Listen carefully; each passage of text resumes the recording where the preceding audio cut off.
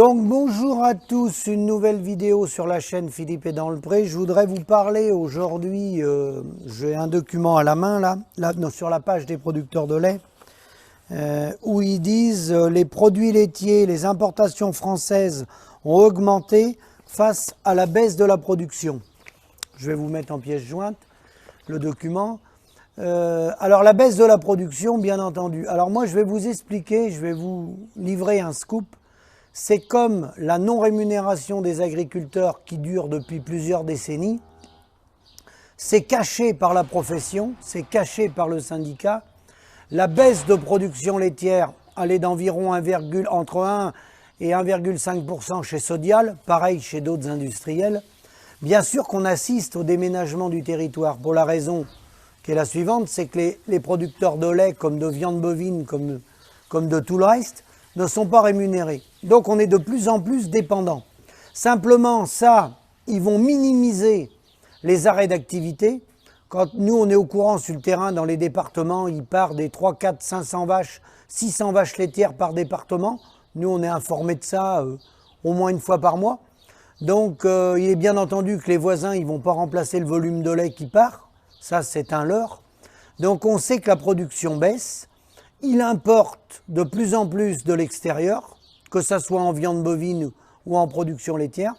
Simplement, vous le verrez pratiquement pas dans la presse agricole, ou vous le verrez dans 10 ou dans 15 ans, quand il y en aura encore une partie importante d'entre nous qui seront morts. Parce que le but du jeu, c'est de le cacher, comme ça a été le cas pour les revenus agricoles. Maintenant, ça explose parce que la situation est tellement grave qu'ils ne peuvent plus le cacher, avec plus de 2 morts par jour. Mais pour la baisse de production, ils vont tout faire pour le cacher. Pourquoi? C'est facile à comprendre. Si vous voulez réinstaller des jeunes, emmener des petits soldats au combat pour monter des bâtiments poulets ou investir en vaches laitières, vous ne pouvez pas dire que ça va mal. Si vous dites qu'il n'y a pas de revenus, vous n'allez pas attirer des gens dans cette profession. Donc le but du jeu est de cacher la vérité pour faire tourner toutes les infrastructures autour de nous. Alors ce qui est grave, c'est que certaines chambres d'agriculture disent que ça fonctionne, alors que c'est pas vrai. On a des gens qui nous appellent, on a eu un cas dernièrement là, un gars qui s'est installé en poule pondeuse il y a moins d'1 an et demi et il est obligé déjà d'aller travailler à l'extérieur, hein, alors que le projet était soi-disant ficelé. Donc voilà à quoi on assiste, à un mensonge permanent. On sait très très bien que la ferme France, le produit intérieur brut de la ferme France va baisser d'année en année, hein, puisque les gens ne peuvent plus vivre des exploitations. Donc les gens, soit ils abandonnent, soit ils sont double actifs. Et puis, ce qu'il faut surtout bien retenir, le message que je veux faire passer, pour les jeunes qui s'installent ou qui souhaitent s'installer ou qui sont installés, c'est que ce n'est pas le volume qui conditionne le revenu. Bien sûr, dans les paramètres, le volume est un des paramètres. Je n'ai pas dit que vous pouviez vivre avec 5 ou 10 vaches laitières, encore que en transformation, avec 10 vaches laitières, vous pouvez vivre. Mais ça, c'est un autre débat, la transformation. Mais ce n'est pas le volume qui conditionne le revenu. Surtout pas. Surtout pas. Hein? Le volume, il sert à faire tourner les entreprises autour de vous, que ce soit les laiteries ou les abattoirs, et il sert à arroser tout un tissu autour de vous de vendeurs en tout genre, de semences ou de matériel. C'est à ça qui sert le volume. Plus vous allez monter en volume, plus vous allez arroser autour de vous. Alors bien sûr qu'il faut un volume minimum, en fonction des montants de reprise que vous avez du cédant, bien sûr qu'il faut un volume minimum pour couvrir la reprise et vous dégager un revenu, mais ce n'est surtout pas le volume qui conditionne le revenu. Bien au contraire, bien au contraire. Ceux qui aujourd'hui sortent les revenus, on va dire les moins mauvais, on ne va pas parler les meilleurs, parce qu'il y a pas de... Personne ne fait fortune dans ce métier-là. Ce n'est pas ceux qui ont les volumes les plus importants. Et puis, je vous invite à vous poser une question. C'est Michel Bini, coprésident du SAMU social agricole, qui me demande d'intervenir à ce sujet-là. Posez-vous la question. Lorsque vous faites des investissements, vous allez chercher 300 000, 400 000 euros. Certains vont chercher 1 million d'euros. Quand vous allez chercher des sommes comme ça, c'est que vous n'avez pas d'argent. Posez-vous une question. Les gens qui ont de l'argent, parce qu'il y a des gens qui n'ont pas besoin d'aller emprunter 300 000, 400 000 ou 1 million d'euros. Il y a des gens qui ont le financement. Ils ont cet argent.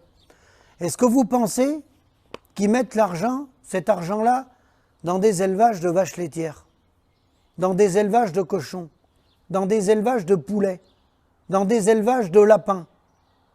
Certainement pas. Ils ne vont pas se mettre dans des merdiers comme on s'est mis nous. Ils investissent dans l'immobilier. Certains investissent dans les grands vignobles, c'est vrai, avec des appellations d'origine contrôlée bien valorisantes. Mais les gens qui ont de l'argent, ils ne vont pas se faire chier à acheter des vaches ou investir dans les canards. Le modèle dans lequel on est engagé, on s'est engagé les uns les autres, c'est parce qu'on était passionné du métier. La plupart d'entre nous, on est nés là-dedans. On a pris la suite de nos parents.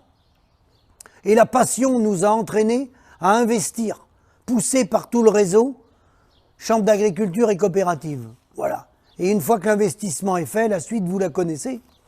Hein? Vous ne pouvez plus faire marche arrière.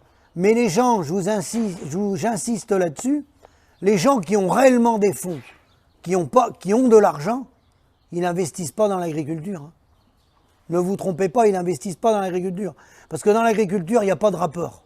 Le ratio économique de rapport par rapport aux capitaux engagés, il est archi-minable. Il est archi-minable. Donc vous n'allez pas voir des gens riches venir reprendre des fermes. Eux, il y a longtemps qu'ils ont compris. Hein. Le réseau Chambre d'agriculture, eux, va pas leur pourrir le cerveau. Il y a longtemps qu'ils ont compris qu'il ne fallait pas mettre d'argent là-dedans. Voilà. C'était un message que je voulais vous passer et de bien vous confirmer que oui, dans toutes les productions, ça baisse et ça va baisser d'année en année, faute de résultats économiques, c'est tout.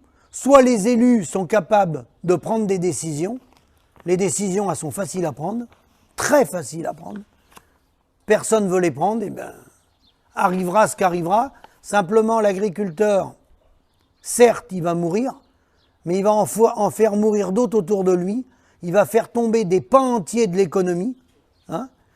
Après avoir détruit l'industrie, maintenant on détruit l'agriculture. Voilà. Donc je pense que nos grands penseurs qui ont fait des grandes études, je ne suis pas sûr qu'en termes d'emploi et en termes de ratio économique, au final, au bout du bout de cette mondialisation acharnée, je ne suis pas sûr qu'on soit les grands gagnants de ce modèle. À bientôt.